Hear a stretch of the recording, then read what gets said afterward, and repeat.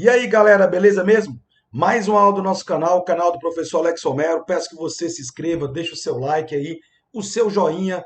É bem rapidão, não vai custar nada para você ajudar o nosso canal a crescer. Continuando nessa linha de exercitar questões aí para você se preparar para provas e vestibulares e o Enem, por aí vai. Hoje na playlist de literatura, exercitando, meus queridos, exercitando a terceira geração modernista, tá bom? Hoje nós vamos falar de poesia, porque a terceira geração é tão grande que tem que dividir em poesia e prosa, beleza? Nós já falamos aí de segunda fase, primeira fase, estamos trabalhando os movimentos literários, trabalhando questões, e hoje, terceira fase modernista poesia. Convido você, seja bem-vindo, canal do professor Alex Romero. Beleza, galera, então eu quero destacar hoje quatro poetas de linhas bem diferentes, tá? O João Cabral de Melo Neto, autor de um grande texto chamado Morte e Vida Severina, um poeta um pouco mais tradicional, mesmo sendo modernista. O Ferreira Goulart, um dos mais engajados poetas brasileiros. A Adélia Prado continua em atividade, uma das poetisas aí que trabalha com muita temática do sentimento da mulher, mas também do tema social. E o estranho, o curioso, o insólito, o diferente Arnaldo Antunes, que é um dos grandes concretistas da poesia moderna. Então, temos aqui, galera, exemplos de poetas interessantes. Vamos comentar uma questão de cada um deles e abordar, obviamente, um pouco sobre a geração modernista. Pessoal, nós já vimos a primeira e a segunda fase. A primeira fase está aí, você pode acompanhar. Vou deixar aqui o link na descrição para você, tá? Tem exercitando primeira fase, exercitando segunda fase prosa, exercitando segunda fase poesia. Hoje vai ser exercitando terceira fase ou terceira geração modernista, a poesia, que tem um lado curioso. Se a primeira geração ela chegou para acabar com o tradicionalismo, para romper com a academia, com o parnasiano, com a regra, a terceira fase traz essa formalidade de volta. Aliás, já na segunda fase, o Vinícius de Moraes, o Drummond, já recuperaram o soneto, que era uma forma tradicional. A primeira fase não queria de forma alguma qualquer coisa que lembrasse clássico, como rima, métrica e soneto. Então a terceira fase, a segunda já deu uma acalmada, e a terceira ela vem com a proposta seguinte, ó, vamos fundir as duas coisas. Tem coisa legal na tradição, mas eu não posso perder a capacidade de inovação e experimentalismo. Então há uma espécie de fusão. Acabei de falar para você, João Cabral de Melo Neto. João Cabral é um poeta moderno, mas ele traz de volta aquela linha, aquele pensamento do rigor formal da poesia. Então ele é um novo parnasiano, tá? Eu também tenho vanguardas como concretismo, tropicalismo, poesia marginal e a cyberpoesia já no mundo das tecnologias. Vamos falar um pouquinho aí de cada uma delas. Características gerais da terceira fase poesia, galera. Primeiro, continua, isso é uma marca que vem desde a primeira fase, ou seja, essa linha aqui de características é muito para você ficar atento, ó. Não modificou. Desde a primeira fase se trabalha com isso aqui, ó. Pesquisa estética é você buscar novas formas, tá? Da linguagem, novas formas de poesia, novas formas de literatura. Metalinguagem continua se abordando o fazer poético, ou seja, refletir sobre o papel da poesia, sobre a própria poesia e fazer muita intertextualidade, paráfrases, paródias, tá? Isso é muito importante. Então você tem um lado, uma linha de poetas como João Cabral, que vai manter um pouco mais um lado conservador, e vai ter poetas como Arnaldo Antunes, como Ferreira Goulart, como Adélia Prado, como Hilda Rist, como Paulo Leminski, que vão trabalhar a inovação. Então você tem, você traz, você mantém algum caráter tradicional da poesia, mas também faz experimentalismos com, obviamente, pesquisa estética, sem perder de vista a metalinguagem que está aqui. Então, tradição e modernidade, esse ecletismo que você vai ter mistura de várias tendências, você vai ter o neo-romantismo, você vai ter o neo-barroco, você vai ter o neo-parnasianismo, galera que agora não tem nenhum problema em pegar o que já existiu e tentar dar uma cara nova, tá aí essa dobradinha, inovação e ao mesmo tempo tradição. Agora, uma coisa que desde a primeira fase também se mantém, pessoal, poesia social, abordagem do cotidiano, esse engajamento, usar a literatura como propósito de causar um impacto no leitor, uma reflexão. Além disso, somam-se aí teorias sociológicas e filosóficas desde os anos 50, impactando a poesia, impactando a arte como um todo, né? O existencialismo de Jean Paul Sartre, né? As concepções da da filosofia de Foucault e companhia. Então, tudo isso a poesia acaba abraçando, assim como toda forma de arte, tá? Uma coisa curiosa também, principalmente a partir dos anos 80, você vai ter muitos poetas trabalhando na poesia em forma de canção. No final dos anos 70 já tem isso. Então, essa coisa do caráter mais popular da música chegar na poesia. Então, você até tem alguns poetas com a linguagem culta, mas o popular aqui vai prevalecer. Outra coisa importante, né, que vem aqui nas chamadas vanguardas poéticas, uma poesia que não tem que ser só palavra, ela pode ser mais sonora e visual, elementos concretos da poesia praxis. Então é uma coisa diferente, a inovação, trabalhar com a imagem, né, poucas palavras e com a imagem. Surgiu nos anos 50 e vem até os dias de hoje, tá? Essa coisa da saber poesia, você usar as novas tecnologias. Eu tenho ali uma vanguarda muito importante chamada tropicalismo nos anos 60. Aliás, tropicalismo teve música, teve artes plásticas com Hélio de Sica, teve teatro, né? Teve o cinema novo aí também se envolvendo. E aqui, na poesia tropicalista, colocar elementos nacionalistas que lembram aquela postura oswaldiana, lá da primeira fase, com elementos mais críticos, com elementos mais de humor, mas sem perder de vista a inovação, tá? Poesia marginal dos anos 70, os autores se esconderam, criando pseudônimos, né? Criando aí até apelidos para fazer críticas bem pontuais, poesias engraçadas, mas com muito teor crítico à questão política dos anos 70, no caso no regime civil-militar. E o que nós chamamos de neomodernismo, que vem trazendo cada vez mais inovações aí na poesia. Tudo bem? Essas aqui são as críticas gerais. Vamos começar destacando esse poeta que eu sou muito fã, adoro João Cabral. Não tem só Morte e Vida Severina, mas Morte e Vida Severina já é uma obra espetacular.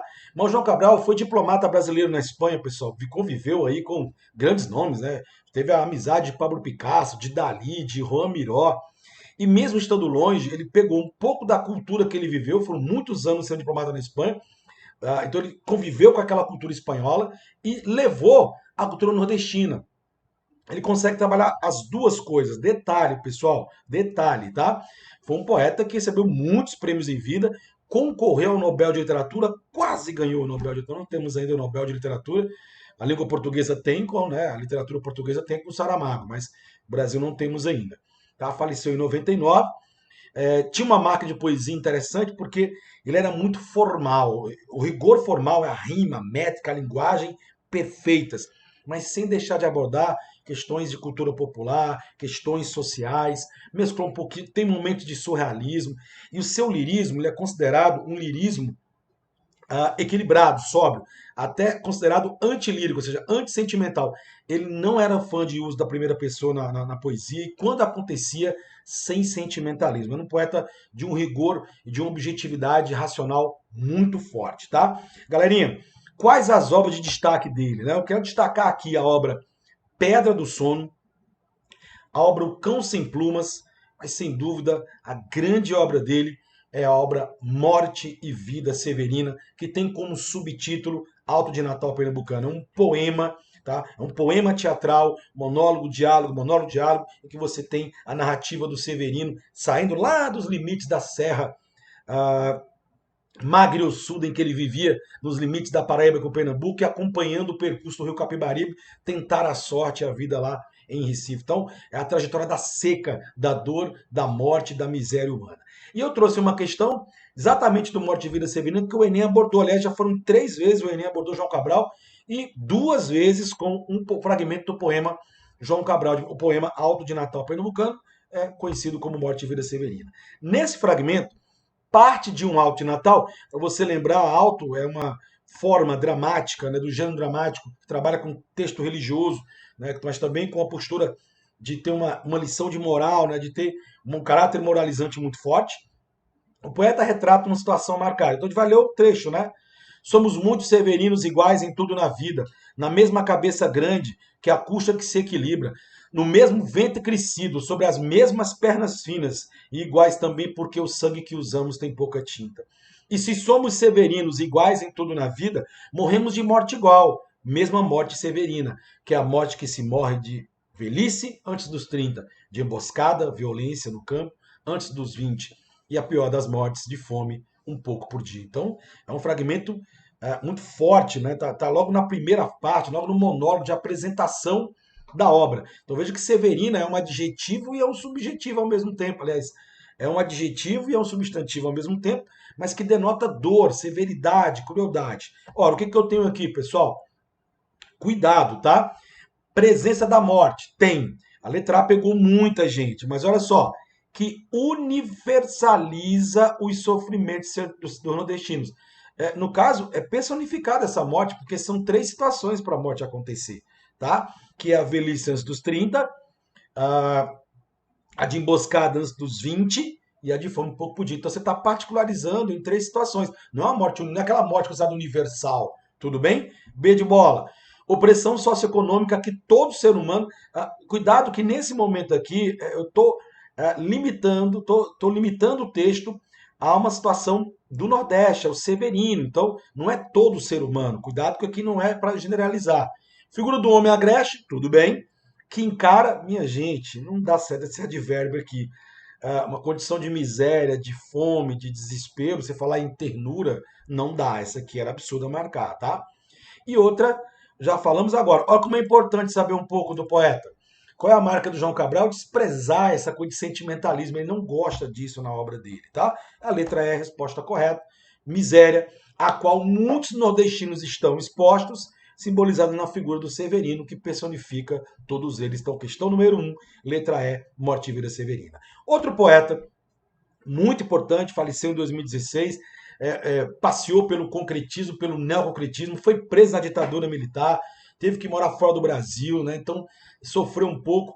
Era poeta, crítico de arte, né? Então um cara muito inteligente e trabalhou sempre uma poesia de inovação, mas sem perder o viés social. Ganhou vários prêmios, um dos mais famosos, o Prêmio Camões, que é o maior prêmio da língua portuguesa, tá? E gostava de inovar na poesia. Então ele foi um dos grandes nomes do concretismo, imagem, som, poucas palavras. O concretismo sai daquela linha normal de poesia verso a verso e faz uma mesclagem com as palavras e com um caráter visual que chama a atenção pela criatividade, mas sempre vinculando o texto social e crítico. Dentre as suas obras de destaque, né, tem Poema Sujo, teve indicado em vários vestibulares, livro que tem críticas pesadas ao regime civil. O livro foi proibido, ele foi preso, foi expulso do Brasil.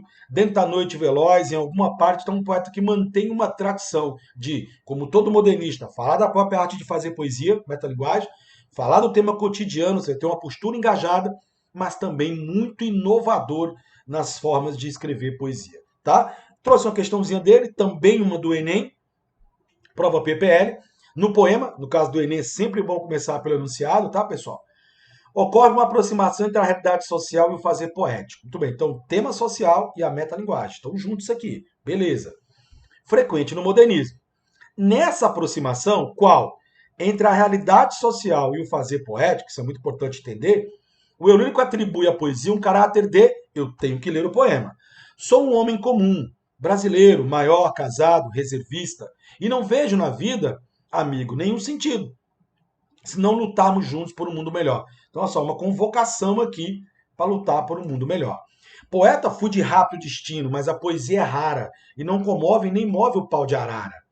Pau de arara, pessoal que fugindo da miséria, né, da fome. Quero, por isso, falar com você de homem para homem, apoiar-me em você, oferecer-lhe meu braço, que o tempo é pouco e o latifúndio está aí matando. Homem comum igual a você. Então, há uma convocação aqui, né? Oferece para ajudar e oferece ajuda, né? Mas somos muitos milhões de homens comuns e podemos formar uma muralha com nossos corpos de sonhos e margaridas. Então, observe, convoca o poeta está falando da poesia, mas falando também da realidade social na qual é preciso juntar forças. Ora, se é juntar forças, e você sabe que o Ferreira Goulart, nos seus textos, estão bem nesse contexto de regime civil militar, é a ideia da resistência. Então, o que eu preciso aqui? Agregar. Por isso que ele fala, vou me juntar a você, vou lhe dar o braço. E com isso, poder, de alguma forma, lutar por um mundo melhor, diante do que está aí instituído. É que é muito importante que o aluno perceba que as obras do Ferreira Goulart estão principalmente posicionadas no momento, até aqui, ó, as principais obras, A Luta Corporal, O Poema Sujo e Dentro da Noite Veloz, estão dentro do regime civil militar. Então, era a luta pela liberdade. E o poema é do livro Dentro da Noite de Veloz. Então, assim, é aquela informação que o aluno tem de fora do texto que vai ajudar a responder. E ainda vem dizer para mim que o Enem é só interpretar. Eu tenho que ter conteúdo também, tá? Força emotiva e capacidade de preservação da memória social. O que ele quer é lutar contra a autodestruída, ou seja, o que está aí agora, o que é considerado memória, eu não quero preservar, eu quero intervir para acabar com ela, que ela está acabando com o ser humano, tá?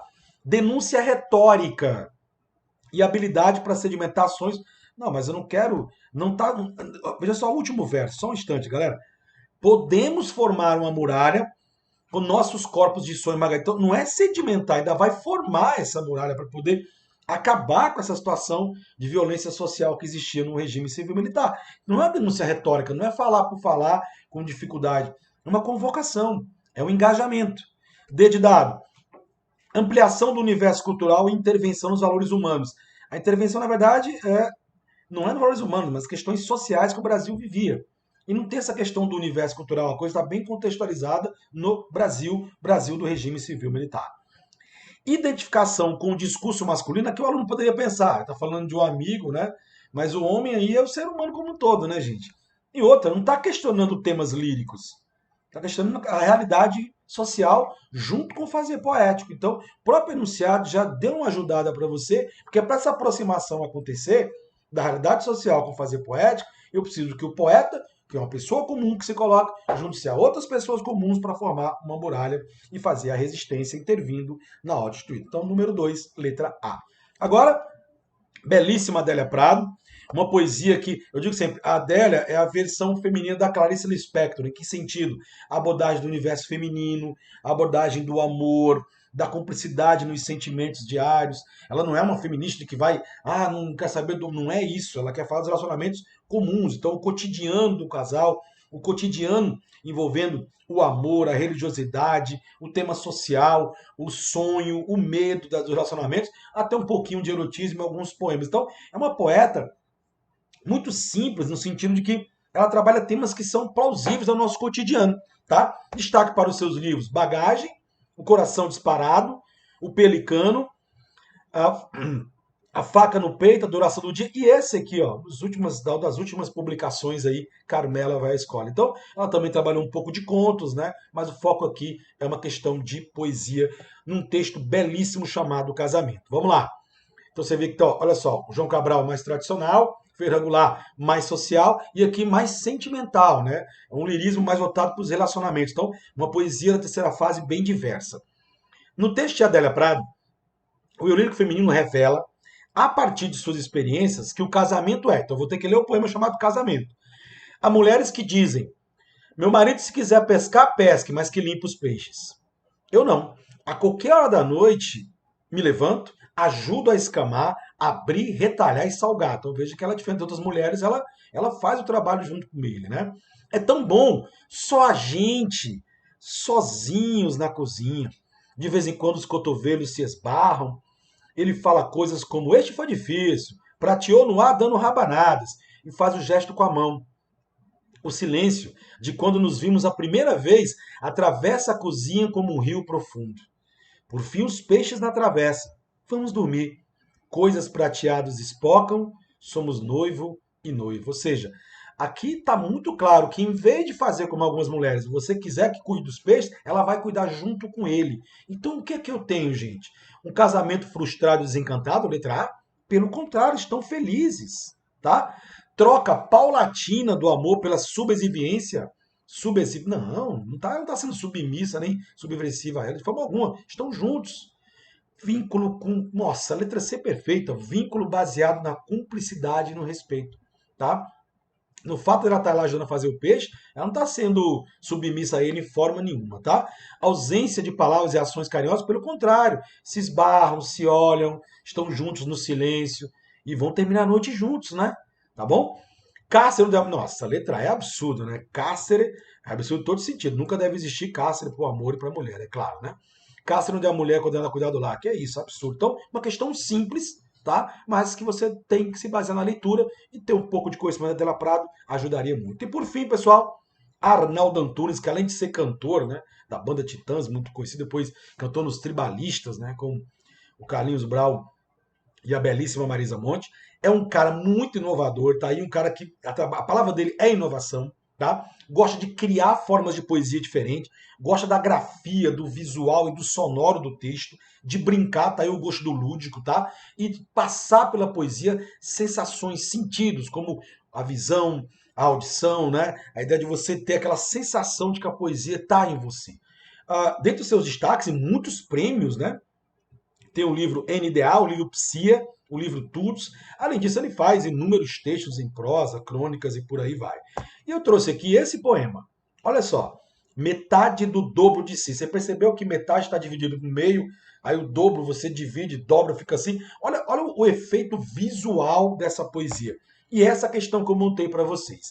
O texto contemporâneo de Arnaldo Antunes trabalha com outras possibilidades estruturais da poesia. Então sai aquela ideia do verso sobre verso. O tradicional, que a poesia normal é essa. No caso deste texto, percebem-se marcas da vanguarda artística que teve o seu auge nos anos 50, o concretismo, que inovou porque tirou o verso comum, o verso um embaixo do outro, as estrofes, tá? E trabalhou com as palavras, formando imagens, trabalhando sonoridade, né? Procurando produzir outras formas de poesia. Essa vanguarda, galera, estabelece uma intenção poética na representação sonoro-visual, começou bem, usando os elementos não verbais para caracterizar a estética moderna. Na verdade, vai usar as palavras, só que dispostas, colocando, formando imagens e formando um aspecto visual diferente. Então, não é não verbal, continua sendo verbal. Tá? B. Conexão entre o campo semântico literário e a área de conhecimento da matemática, o que reforça a visão racionalista da arte. Na verdade, isso aí vai acontecer com o concretismo nas artes plásticas, né? Então, aqui na literatura, o texto concretista não tem essa coisa de vincular a racionalismo ou a coisa da matemática. Letra B fora. Paralelo entre os campos semânticos da matemática e das linguagens, pois o exercício de significação se dá na relação interdisciplinar. Bom, essa vanguarda utilizou de várias situações, mas essa aqui, só porque está o dobro de si, ali está a ideia da dobro ser matemática, mas não tem essa relação nesse texto aqui não. Em outros textos até pode ter, mas lembre-se que a questão está focando mais o que, ó? Também na questão da vanguarda, da própria ideia do concretismo. Então a letra C não caberia, não tem esse campo semântico aí, continua sendo verbal, continua sendo linguagens, tá? D de dado. Paralelo entre o sentido da palavra metade, quando eu dividir a palavra metade no meio, você viu? Fica metade, tá vendo aqui? E a sua apresentação visual. Olha como é que tá a palavra metade. Está dividido no meio. 3 letras. Tudo bem? Já que ela está dividida em 2 segmentos e também a palavra dobro, dobrada sobre si. Ó, vou dobrar a palavra dobro. Dobrou. Ó, 2 vezes, de si. É muito inteligente o jeito que ele coloca o verso. Achamos a resposta, a letra D de dado, nessa questão inovadora, onde o visual é muito importante para você compreender a intenção concretista. Letra E, jogo de palavras a fim de confundir o leitor, o que é próprio das vanguardas modernistas. Não, que é a poesia próxima do leitor, que ele compreenda, que ele cause uma reflexão. E nada a ver com vincular a questão da arte parnasiana, porque é o oposto. O parnasianismo é o verso sobre verso, o verso tradicional. Então a letra E completamente errada. Tudo bem, pessoal? Muito obrigado aí pela sua audiência, por você ter deixado... Oh, peraí, não sai da aula não, deixa o seu like aí. Ativa o sininho lá para você receber em primeira mão nossas aulas, beleza? Muito obrigado a vocês. Até a próxima. Professor Alex Almero agradece. Não esquece de se inscrever aqui no nosso canal. Valeu, galera. Até a próxima.